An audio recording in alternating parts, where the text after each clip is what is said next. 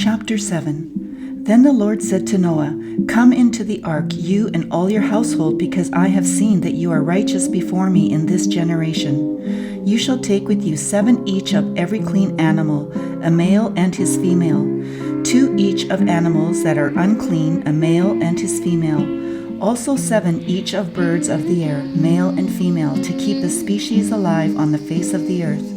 For after 7 more days I will cause it to rain on the earth, 40 days and 40 nights, and I will destroy from the face of the earth all living things that I have made." And Noah did according to all that the Lord commanded him. Noah was 600 years old when the flood waters were on the earth. So Noah with his sons, his wife, and his sons' wives went into the ark because of the waters of the flood, of clean animals, of animals that are unclean, of birds, and of everything that creeps on the earth. 2 by 2 they went into the ark to Noah, male and female, as God had commanded Noah. And it came to pass after 7 days that the waters of the flood were on the earth. In the 600th year of Noah's life, in the 2nd month, the 17th day of the month, on that day all the fountains of the great deep were broken up, and the windows of heaven were opened. And the rain was on the earth 40 days and 40 nights. On the very same day Noah and Noah's son, Shem, Ham, and Japheth, and Noah's wife, and the 3 wives of his son with them entered the ark, they and every beast after its kind, all cattle after their kind, every creeping thing that creeps on the earth after its kind, and every bird after its kind, every bird of every sort. And they went into the ark to Noah, 2 by 2, of all flesh, in which is the breath of life. So those that entered, male and female of all flesh, went in as God had commanded him, and the Lord shut him in. Now the flood was on the earth 40 days.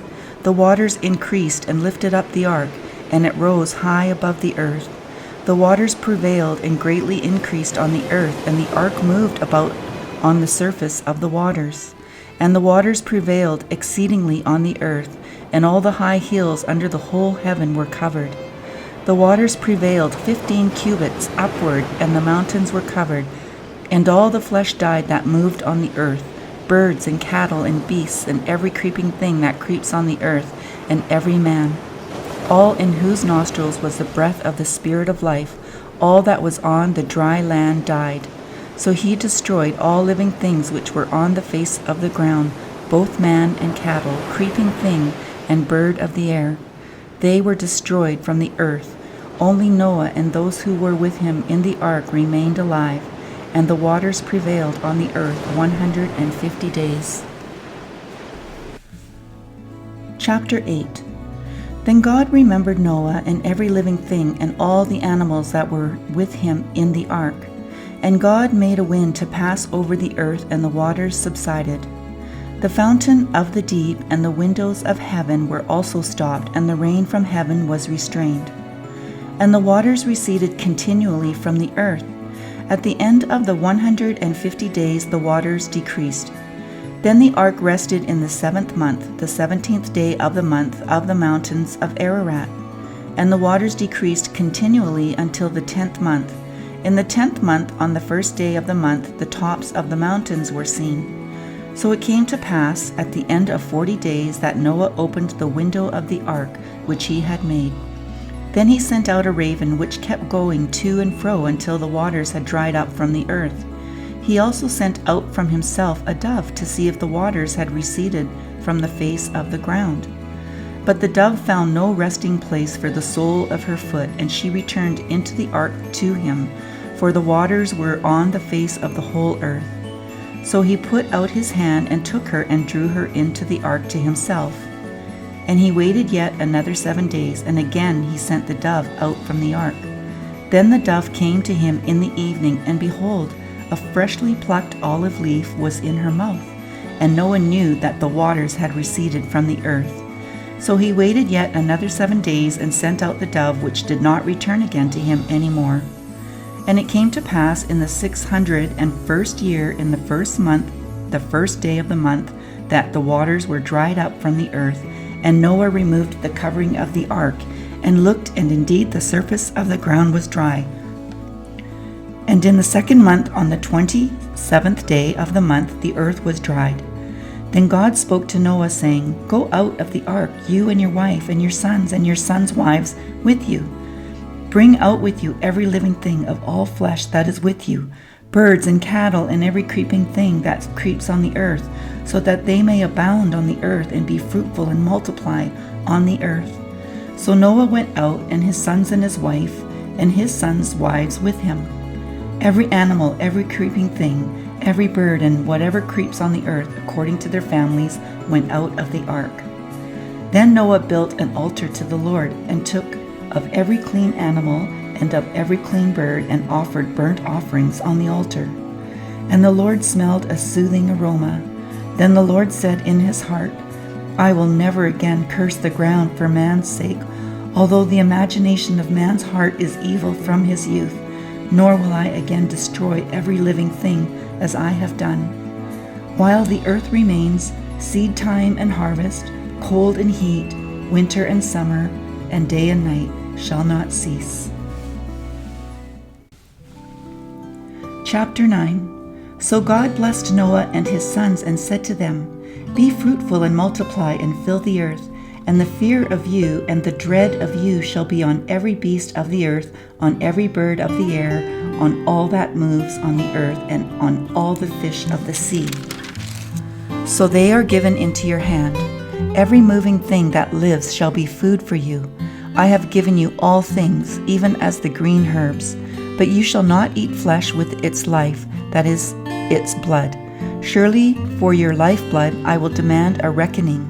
From the hand of every beast I will require it, and from the hand of man, from the hand of every man's brother I will require the life of man. Whoever sheds man's blood, by man his blood shall be shed. For in the image of God he made man. And as for you, be fruitful and multiply. Bring forth abundantly in the earth and multiply in it. Then God spoke to Noah and to his sons with him, saying, And as for me, behold, I establish my covenant with you and with your descendants after you, and with every living creature that is with you, the birds, the cattle, and every beast of the earth with you, of all that go out of the ark, every beast of the earth. Thus I establish my covenant with you. Never again shall all flesh be cut off from the waters of the flood.